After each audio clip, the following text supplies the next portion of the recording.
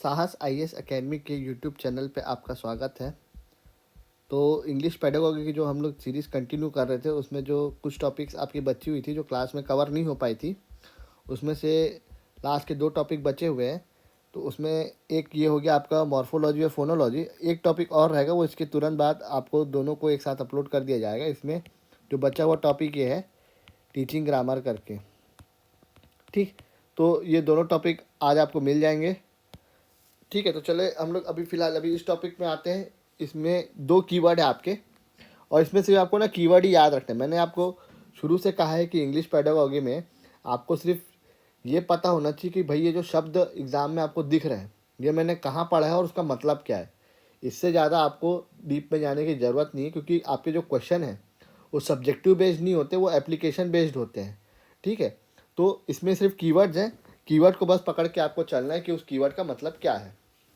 ठीक है, तो मॉर्फोलॉजी का मतलब ये होता है कि शब्द जो है अपने रूप कैसे बदलते हैं, उनको हम लोग मॉर्फोलॉजी बोलते हैं। जैसे कि एक शब्द है लड़का, यही कभी कभी हम लोग लड़कों भी लिख देते हैं, यही कभी कभी हम लोग लड़के भी लिख देते हैं।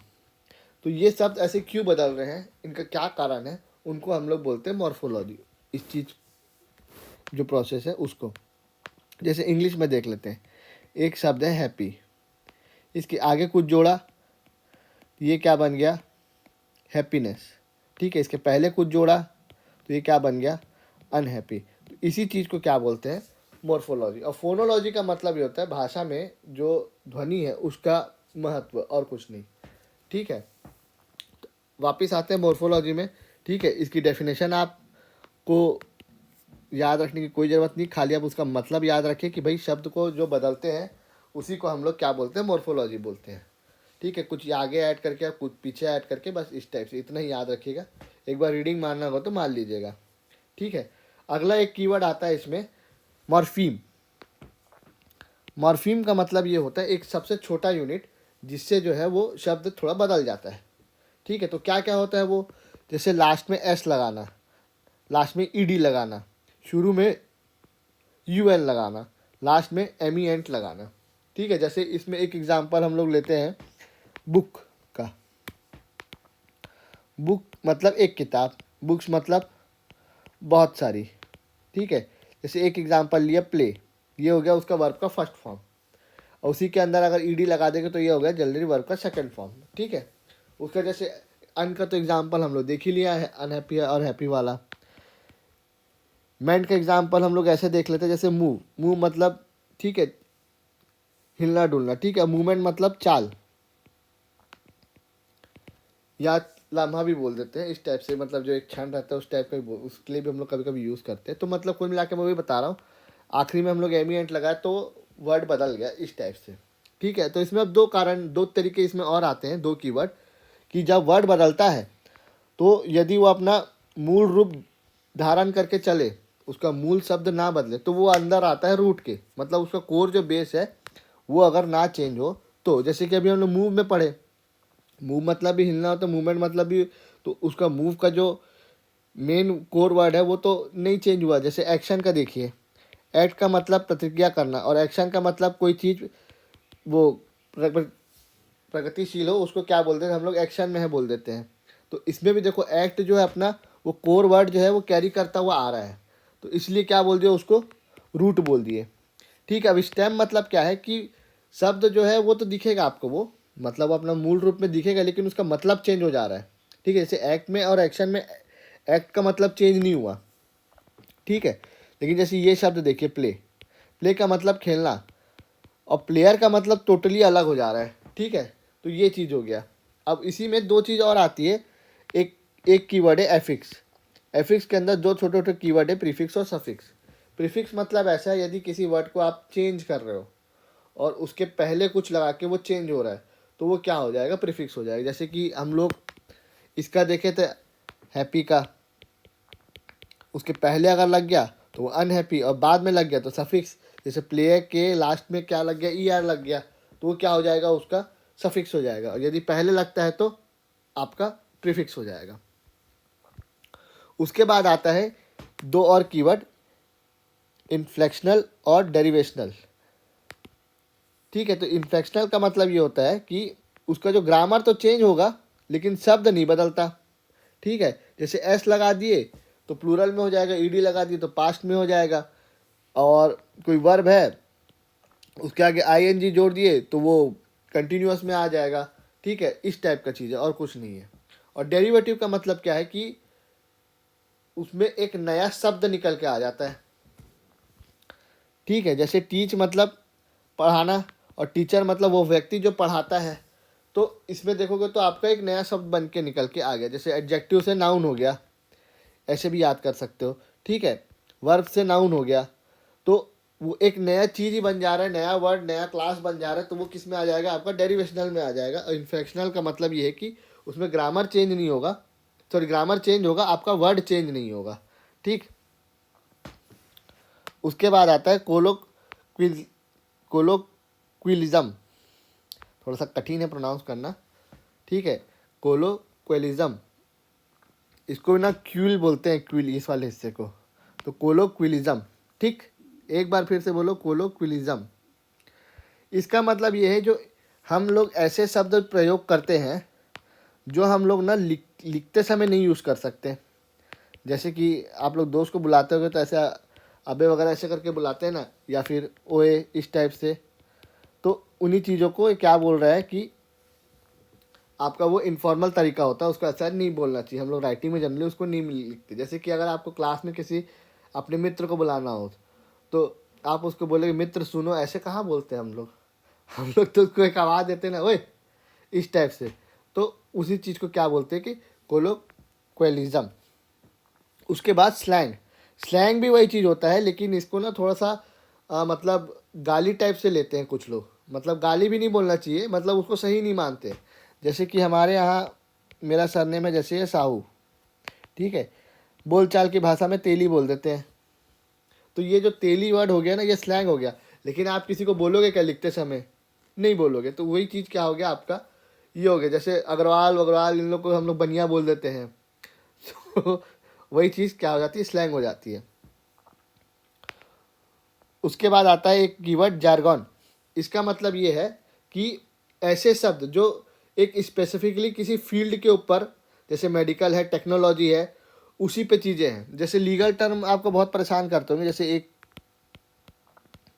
लीगल टर्म बोलता हूँ, लोकस स्टैंडाई। ठीक है, ये एक लीगल टर्म है। लीगल टर्म मतलब है, इसका आपको मतलब नहीं पता होगा, लेकिन आप किसी भी लॉयर से जाके पूछोगे, किसी भी जज से पास जाके पूछोगे ना, तो वो उसको इसका मतलब फट से बता देगा। ठीक है, जैसे कि ये हो गया कोई एक व्यक्ति ए, ये हो गया कोई व्यक्ति बी। ठीक है, इन दोनों के बीच में सपोज करो ये एक तो ज़मीन का टुकड़ा है, ये बोलता है मेरा है, ये बोलता है मेरा है। ठीक है, तो लोकस स्टैंडाई का मतलब ये है कि भाई अगर कोर्ट में किसी को अपना दावा साबित करना है ज़मीन का कैसा है, तो वो या तो ए जाएगा या तो बी जाएगा। मैं थोड़ी जाऊंगा, मेरे को क्या लेना देना। कोर्ट बोले भाई तेरे को उस ज़मीन से क्या लेना देना, तो भाग यहाँ से। मतलब लोकस स्टैंडाई का मतलब होता है कोर्ट में उपस्थित होने का आपका कारण क्या है। तो ऐसा कोई भी केस आपका ऐसा सब जगह रहता है जिससे आप डायरेक्टली इनडायरेक्टली प्रभावित हो रहे हो, उसी चीज़ के लिए आप केस पे जा सकते हो। इसमें दो ठो एक्सेप्शन है डोमेस्टिक वायलेंस का। मतलब जैसे कि अगर पत्नी के अलावा कोई और व्यक्ति, कोई भी व्यक्ति जिसको पता है कि भाई हाँ इनके यहाँ डोमेस्टिक वायलेंस हो रहा है, तो वो उसको कोर्ट में जाकर या उसके बगैर पुलिस में जाके उसके लिए वो एफआईआर लॉन्च कर सकता है। ठीक है, तो उस जगह पर लोकस स्टैंडाई और एक तो पीआईएल जनहित याचिका जो दायर करते हैं, इन दो जगह बस ऐसा है कि आपका लोकस स्टैंडाई एक्सेप्शन है कि अगर आप इनसे प्रभावित नहीं भी हो रही तो भी आप कोर्ट जा सकते हो। अदरवाइज इन दो को छोड़ के बाकी सब चीज़, कोई सा भी केस किसी भी तरह का हो, मर्डर का हो, हिट एंड रन का कुछ भी हो, वो उसमें ना आप अगर प्रभावित हो गए तभी आप कोर्ट जा सकते हो। तो ये क्या हो गया, एक लीगल टर्म हो गया लोकस स्टैंडाई का मतलब। तो उसी को क्या बोलते हैं इन लोग, जार्गन। ठीक है, और कुछ नहीं लिखा है। जैसे प्रिंसिपल ऑफ नेचुरल जस्टिस एक और वो है, प्रिंसिपल ऑफ नेचुरल जस्टिस, ये भी एक लीगल टर्म है। ठीक है, इस लीगल टर्म का मतलब ये है कि जैसे डिस्प्यूट है, इधर ए कैंडिडेट है और एक बी एक कैंडिडेट है, इनके बीच में ज़मीन का डिस्प्यूट है। ठीक है, तो इसका जो जजमेंट देगा सी, एक ऐसा पर्सन होगा जो कि ना का उससे ए से लेना देना होगा ना उसका बी से लेना देना होगा। वो कम्प्लीटली जो है न्यूट्रल रहेगा, इसलिए इसको क्या बोलते हैं, प्रिंसिपल ऑफ नेचुरल जस्टिस। ठीक है, तो ये सब कुछ लीगल टर्म है जो कोर्ट की भाषा में बोले जाते हैं और कुछ नहीं। ठीक है, उसके बाद आते हैं हम लोग फोनोलॉजी। इसमें जो है जो ध्वनि है भाषा में, शब्दों में, वो कैसे काम करती है उसी के बारे में हम लोग को करना है। ठीक है, सीधा कीवर्ड पकड़ो, वॉवेल और कॉन्सोनेंट। वॉवेल मतलब जो हिंदी में हम लोग स्वर पढ़ते हैं ना, ई उ ए, इस टाइप का, और इंग्लिश में ये कभी कभी क्या होता है कि ये जो साउंड है ना उस शब्द को नहीं रिप्रेजेंट करते, इसलिए क्या बोलते हैं हम लोग हिंदी का स्वर को ज़्यादा प्रीफर करते हैं वॉवेल के लिए। जैसे कि आप आवर को देखोगे तो इसमें ए आता है, हालांकि आपको ए स्वर इसमें दिखेगा नहीं लिखते समय, लेकिन आता है। जैसे कि हम लोग ए आवर कभी नहीं बोलते, हम लोग आवर के साथ क्या लगाते हैं, एन लगाते हैं। आर्टिकल पढ़े होगे ना आप लोग, तो वही चीज़। तो हिंदी के स्वर वाले को जिसमें आएगा उसको क्या बोलेंगे हम लोग, वॉवल। और कॉन्सोनेंट मतलब उसके अलावा जो बचे कुछ शब्द रह गए वो आपका वो। ठीक है, जैसे हम लोग मॉर्फीम पढ़े थे वैसे ही इसमें हम लोग क्या पढ़ते हैं, फोनीम पढ़ते हैं। फोनीम का मतलब क्या होता है, एक छोटा सा शब्द जिससे जो शब्द बदल जाए लेकिन भाषा में सुनने में वो थोड़ा सिमिलर लगता है, वो मतलब वो तो सुनने में बोलने में सही लगेगा लेकिन उसका मतलब थोड़ा सा अलग हो जाता है। जैसे कि एग्जाम्पल में देखते हैं हम लोग, एक तो पिन और बिन, इसमें प और ब का साउंड अगर हम लोग हटा दें तो उतना ही अंतर है, बाकी सब क्या है, सेम है। वैसे इसमें शीप और शीप का देखो सेम ही चीज़ है। ठीक है, एक तो ना मिनिमल पेयर करके इसमें एक और टर्म है, इसको याद रख लेना। मिनिमल पेयर का मतलब ये होता है कि दो शब्द यदि एक स्वर बदलने से अगर साउंड में चेंज आ रहा है, शब्द बदल रहा है, तो उसके लिए क्या हो जाता है, वो मिनिमल पेयर हो जाता है। जैसे पिन और बिन का हो गया। ठीक है, इसमें से ना कभी कभी आपको क्या क्वेश्चन देखने को भी मिल सकता है। जैसे मैं क्वेश्चन बताता हूँ, इसका आप लोग उत्तर देना।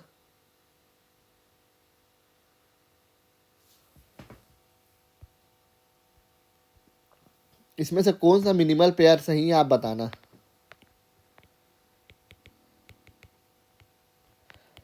ठीक है, पहला ऑप्शन है